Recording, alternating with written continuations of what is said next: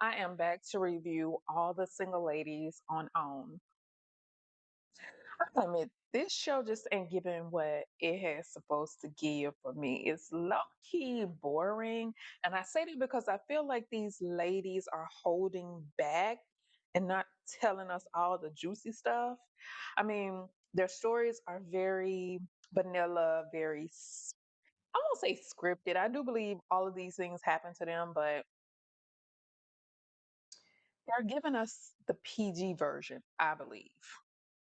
Episode 2 is about side chicks. So we have four ladies telling their stories um, about their experiences with the cheating man, basically. So again, we have four different ladies. You have Jamil, who's 42. Hold on, let me look at my notes. Jordan is 42, Nicole is 43, Stephanie is 42, and Crystal is 42 as well. All beautiful ladies, all been cheated on. So there was a common theme with these four ladies. Um, Three out of the four found out their man was cheating on social media. What else? Two out of the four got pregnant soon after getting with these men. And I think that's it. I think that was the only commonality. Oh, another commonality was I think all four of them were with these men for 3 years. So 3 year relationship, caught cheating on Facebook or Snapchat or whatever. And yeah, they were all cheating. Okay. So Jamel, who's 42, she met her guy when she was 25. Initially, she was not interested in him, but they started dating off and on. And then they eventually got serious. Soon after getting serious, Jamil gets pregnant. She breaks the news to her guy and he dumps her. He tells her that she is not what he wants in a woman and he breaks up with her. All right, so she goes on Facebook and she finds out that he's actually seeing someone.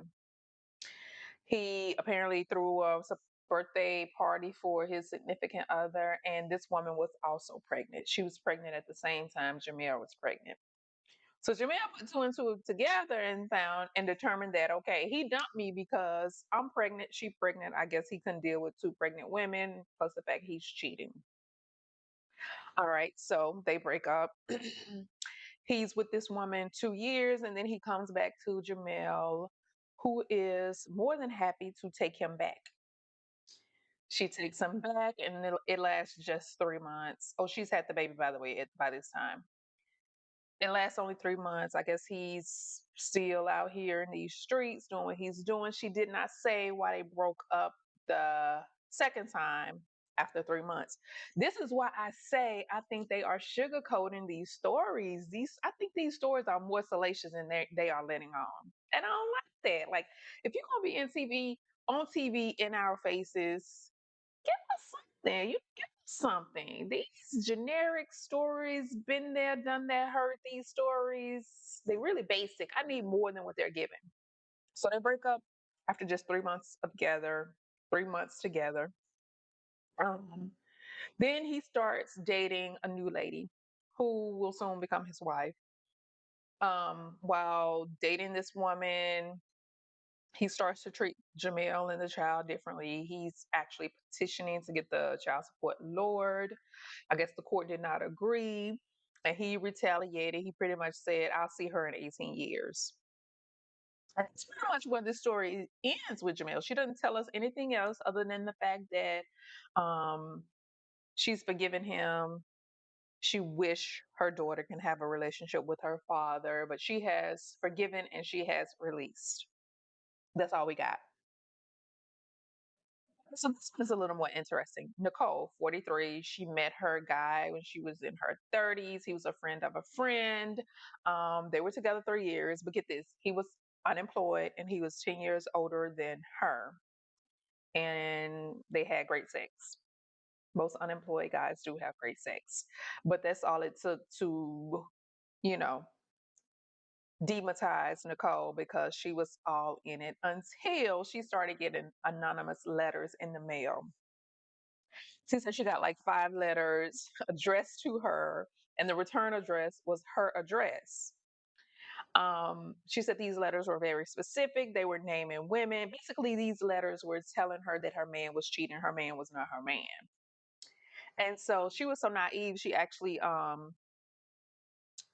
on the phone to call him to let him know that she got the letters. And of course, he said what any man would say: I don't know who this is. This is somebody playing a joke on you. So Nicole starts to investigate because she got 5 letters, right? So at some point, she started investigating based on what she was reading in these letters because the letters were specific. She said they were given names, dates, and locations. So she goes on Facebook looking at, I guess, his friends to see if any of those friends' names matched up to the names, matched up with the names on the letter. So she did find a lady. I guess her name was referenced in the letter. She hit her up. She like, hey, I think his name was Jerry. Jerry? She's like, Jerry, we've been friends since forever. So Nicole is, slow walking this lady, chatting with her for a few days before she really gets to the point, like, what you got going on with Jerry because he's my man. So she's chatting with this lady for a few days, dropping hints, but the lady never pick up that, hey, Nicole is with Jerry. Is she thinks I'm with Jerry too. So it took the lady a minute, but finally Nicole said she just had to come out and ask her, are you sleeping with Jerry? And the lady's like, oh yeah, we've been together since 2014. And so they get to talking. Nicole finds out this lady is spending money on Jerry because Jerry's unemployed. This lady revealed that for Valentine's Day, she got a suite and they were together in this suite. And apparently he came home that same night to Nicole, but just knowing that he spent Valentine's Day with this lady, I guess pissed Nicole off and she ended up dumping Jerry that same night. And that's pretty much all Nicole had to say. She did reveal that to this day, she still don't know who was writing those letters. Oh, and get this, the other lady, she was getting letters too. So neither one of them ever found out who was writing the letters. Crazy, right? Nicole did reveal that she's with a new man and he is the one. And that's all we got from Nicole. Next person. All right, Stephanie 42. We got even less out of her. Stephanie is 42. She was with her man 3 years too.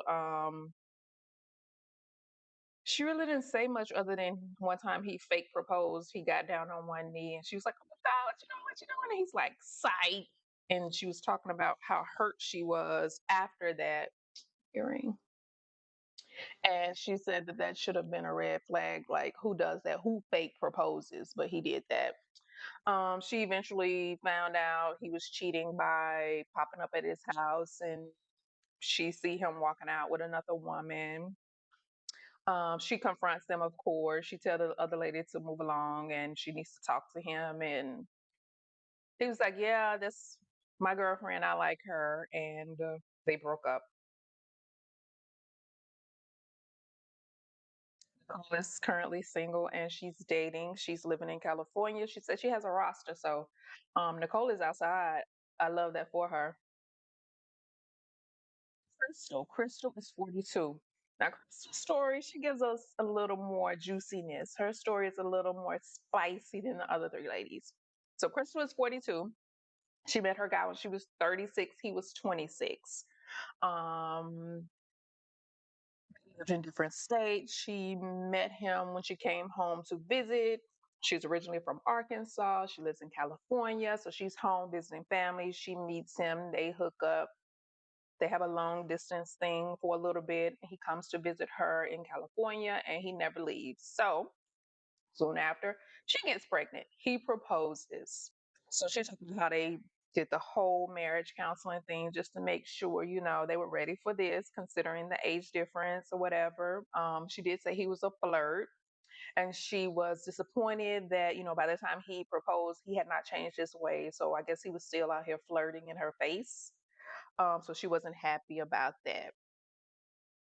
He was out, he was coming home late, and all the while she's pregnant, right?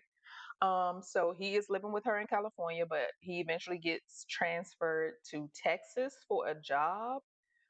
She did not say if they were planning to move or she was planning to move to Texas or not, but I think it sounds like soon after the transfer is when she busted him for his cheating. And of course, she busted him via social media.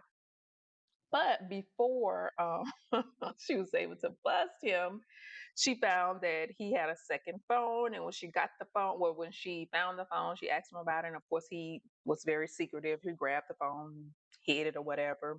But she eventually was able to get this phone. He was hiding the phone in his shoe. So she gets the phone and she's able to go through this phone. She see his Snapchat, his Instagram, Facebook, everything. And of course, she's in the messages seeing that he's flirting, he's getting naked pics, he outside. And some of the women he said he claimed that they were friends. So apparently she knew some of these women that he just told her they were just friends, but they were more than that. So while on Snapchat, she hits up one of the ladies and like, hey, pretending to be him. This lady engages and she eventually reveals that she's his wife, and the lady goes on to tell her that she didn't know he was married. She'd been to her house, and I guess that was too much for Nicole. Not Nicole, Lord, I'm getting confused. I guess that was too much for Crystal to handle, and this is when Crystal files for divorce. They're divorced. They are great co-parents. She's not dating. She's taking a break. And yeah, that was it. I know, right? I cannot promise that I will continue to review this show because it's boring. It's boring. Um, but I did try 2 episodes. I will watch a third, and I may or may not review it. It just depends on what it's giving. So I just want to give y'all a heads up on that. If y'all watch this show, how do y'all feel about it? I just really feel like they are not giving us all the deets. I just really don't. I think, I don't know. Mm. Anyway, thank you for watching. Please continue to watch my and I will see you next. Mm. Thank you for watching. Please like, share, and subscribe, and I will see you the next time I'm on here, which will probably be tomorrow. Bye, y'all.